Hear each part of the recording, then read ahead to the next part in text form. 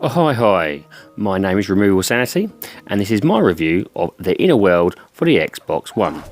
This review is in partnership with BigBossBattle.com, who've kindly given me the review code from developer Studio Fizbin. My reviews are 100% my own opinion and I'm not getting paid for it. So, what is The Inner World? This is a 2D graphical point and click adventure that focuses on unique conversations and inventory puzzles without being ashamed of it. Hark back to the days of Discworld and Secret of Monkey Island, and you've got a pretty good clue of what you're actually going to get here. So what is the premise of the game? Well, the premise of the game is that you start in a planet called Exposure, and this is a soil planet and it has its population living on the inside edge of a hollow middle. Wind once poured in through these holes, powering the city's wind turbines, but now that wind is fading away. The city's leader is a powerful and domineering man called Conroy, who preaches austerity to convince his people in the hope that he will be able to control the wind and bring it back. Now, you play as your kind of lovable and shy assistant to Conroy, and he's called Robert, a young Explosion who's very different from all the other Explosions because of his flute-like nose. He actually plays tunes from it. Now, there's also another species called Basilians, and they are basically almost like wind gods, which are petrifying the people of Exposure, both literally and metaphorically. Stone statues of former residents litter the land, kind of striking fear into the hearts of all of them. Now, the actual main leader, called Conroy, explains that this is because of their sinful ways, and maintains that they should pray to the wind gods for safety. The game starts off with the young Robert falling down a rubber chute after a medallion, which a pigeon, as you can see here, as you go, there he goes, steals off Conroy and runs away with it. And it's up to you to get it back. And this leads me on to the gameplay. As with all 2D point-and-click adventures, the game sets itself around a premise. And the premise is the story is driven by a variety of conversations and puzzles which help move the story along. And because of this, it's imperative to get the storyline right and the puzzles pitch perfect. But there's another thing that also has on this, and that's when it gets transported over to the consoles. And this is the controls. Unlike the PC, where you can literally point and click, the consoles have to try and provide something that's easy for a controller, at the same time not losing the actual essence of a point and click adventure. The Inner World almost does it perfectly. Using shoulder buttons, you can actually highlight the areas on the actual screen with white dots, and using a few button presses, you can combine things or move things or view things.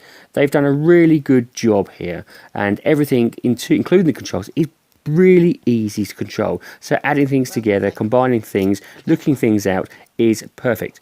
But there is the odd little bit where sometimes you try and actually go to one of the points or areas in question you want to view, and it doesn't always get onto the area, so you have to kind of like cycle through, and that's really my only grumble with the actual controls. I know it's a minor grumble, but you know, sometimes it can get a little frustrating when I was getting near the end of the game where I'm trying to get to one particular dot and I'm having to use the left or right bumper to cycle through it.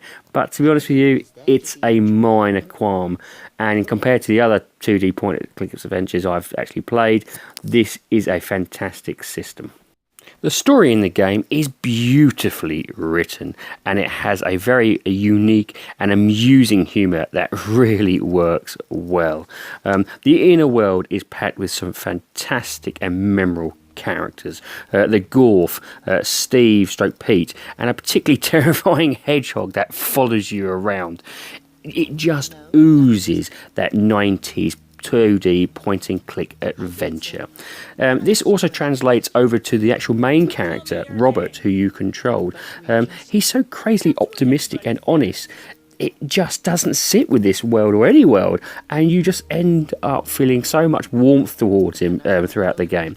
Now, you may give him to think that he's the only character you control. Well, this isn't true. Early on, you meet another character called Lara, who you do actually get to play occasionally, but she's completely different. She's spirited and passionate, and completely different to Robert's character. And the way they play off to each other is beautiful and really fun to play and watch. So the story's good, the controls are good. This just leaves one other thing: the puzzles. I was really taken with the puzzles actually. The difficulty level in these is just done perfectly. They're often damned hard or obscure, but when solved feel actually quite fair, and you kind of kick yourself that you haven't realised certain things. There is also a little hint system within the game, which can actually, it really does help you out. But if you're really clever and don't use it, you get an achievement.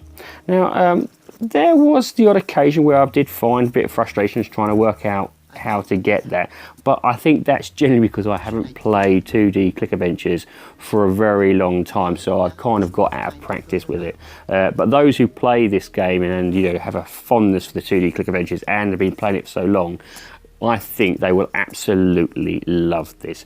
And even for those who are big into the new genre, I think honestly you will absolutely love this, and you will feel accomplished at the end of solving a puzzle. That could be fun. And let's move forward to the graphics. This game is definitely old-fashioned and it serves it well. Hand-painted backgrounds are gorgeous in their 2D ways, whilst absolutely every action is animated.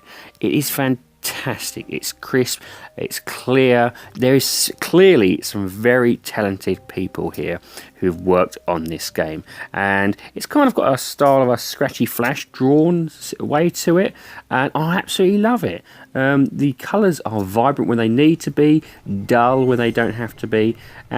It works really, really well. The cutscenes are beautiful to watch, absolutely beautiful to watch. But everything from the movement to the actual system, the actual colours themselves are perfect. They pitch well, everything looks beautiful. It really has been done with some talent. And this leads me on to the sound of the game. The voice acting here is shy on perfection. The crisp, clear voice acting, the subtlety in their tones really helps sell the story. Everything in the background, the little background noises and the slight, slow background music works perfectly with this 2D point and click adventure. It has been done with perfection. The subtleties work exceptionally well, and where there are little crisp little sounds of the background music or certain little things happening in the background, it is done clear enough so you can hear it, but it's not too distracting enough to know what you're doing. Everything is being done perfect here, and I can't give you more enough praise, to be honest with you. The voice acting works perfectly, the sound, it is perfect. And this leads me to a rating of the game. Now, I rate games in order of avoid, rent, great purchase, and must own. My rating for this game, The Inner World for the Xbox One, is the very first must own for the following reasons. The game is a classic point and click adventure which will satisfy the older generation who love 2D point and clicks, and also satisfy the new generation who may want to see what this genre is about. It has superb voice acting that really helps solidify your connection with the story and helps you empathise throughout the game. The storyline is superb and engages you for a good 7 to 8 hours depending how good you are at the puzzles. The puzzles themselves can vary from quite simple to frustrating, but not enough to cause you any problems really in the long run, and with a hint system you'll never really find yourself too stuck. The game is fantastic without a doubt, and for someone who, like myself, who's kind of seen the 2D click point adventures as oversaturated market, this brought me back, and this was fun. That's the one thing I absolutely enjoyed about this. It was superb, it was simple, it was fun, and it did everything it says on the box.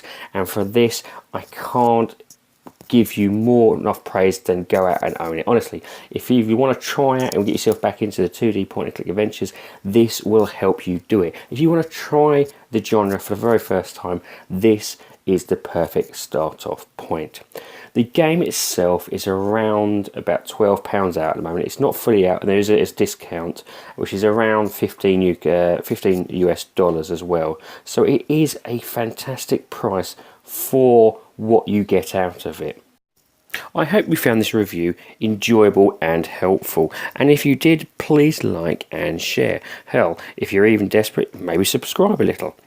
I would also like to say, please comment. I enjoy listening to your opinions on what my content is like, and also your opinions on the game in general. I like to have this interaction with those outside of my YouTube channel and my Fizbin channel, so please do talk to me and comment. I do find it enjoyable, and I do try and comment often as back as possible. Anyway, ladies and gentlemen, hopefully you enjoyed this review. So until next time, have a good time.